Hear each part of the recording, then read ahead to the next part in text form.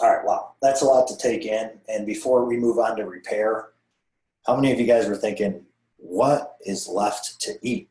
I understand. I thought the same thing too. And my son had problems with change, problem with textures, would routinely throw his plate against the wall. So I get it. And that's why I had to come up with strategies and a system that worked. And before we get too off track, know that I'll be going over everything next week. Meal plans, typical day, how to start, behavior hacks, everything. But let's get back on track and finish up with step two of our 2R protocol, which is repair. Now, repair falls into two main categories: food and supplements. And the first and most important thing that we can do is change the food that we eat. So in addition to removing food that causes issues, we're going to be switching to eating foods that are higher in fat and lower in sugar. Now, our eating plan is focused on healing the gut and reducing inflammation, and most closely resembles paleo, if you've ever heard that term.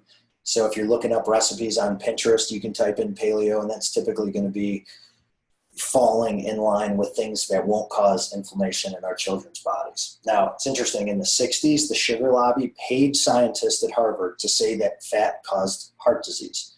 And just like that, that whole low-fat craze was born.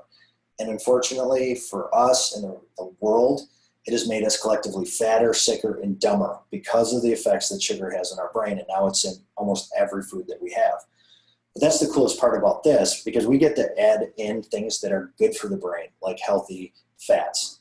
And those are things that fill us up and give us better and cleaner energy and help our brain develop. So my son eats avocado, bacon all the time. He absolutely loves it.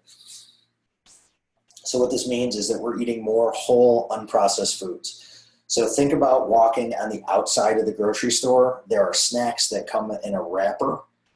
Anything that's in that middle, probably things that we're looking to avoid. Now, that said, there are some good alternatives we're going to be going into. But for the most part, when I go to the store, it's just immediately, it's all the way around the outside. All right, we're going to be eating fiber and prebiotics. And basically what that is it's carbohydrates that support the growth of good gut bacteria. Things like sweet potatoes, butternut squash, carrots, asparagus. And we have probiotics, which they fall under two categories. It's both food and supplements. And all probiotics and the entire conversation of probiotics is about reintroducing good bacteria either through food or supplements. And you can do that by eating naturally occurring probiotics and kimchi, sauerkraut, kombucha, things like that.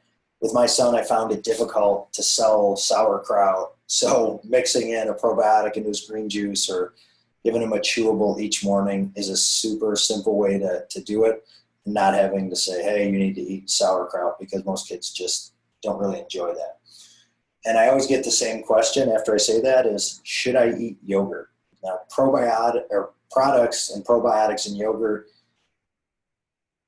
best to stay away because they mostly have sugar, artificial sweeteners if they don't have the sugar.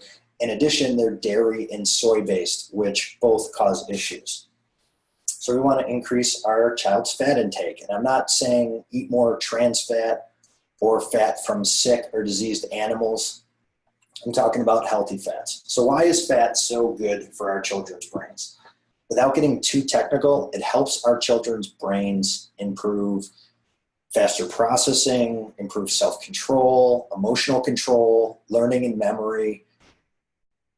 It's the fuel that our brain needs and our children's brains needs to perform at an optimal level and heal. So a few examples of this: avocado, coconut oil, grass-fed butter.